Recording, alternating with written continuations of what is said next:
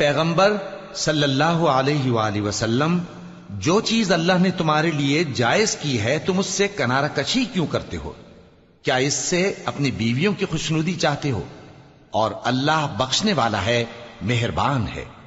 अल्लाह ने तुम लोगों के लिए तुम्हारी कस्मों का कफ्फारा मुकर्रर कर दिया है और अल्लाह ही तुम्हारा कारसाज है और वो दाना है, हिकमत वाला है। और याद करो जब पैगंबर सल्लल्लाहु अलैहि वसल्लम ने अपनी एक बीवी से एक भेद की बात कही तो उसने दूसरी को बता दी। फिर जब उसने उसको जाहिर कर दिया और अल्लाह ने इस हाल से पैगंबर सल्लल्लाहु अलैहि वसल्लम को आगाह कर दिया तो पैगंबर सल्लल्लाहु अलैहि वसल्लम ने उन बीवी को वो बात कुछ तो जताई और कुछ ना बताई। सो जब वो बात उनको बताई तो वो पूछने लगी कि आपको ये किसने बताया? फरमाया कि मुझे उसने बताया है जो सब कुछ जानने वाला है, खबरदार।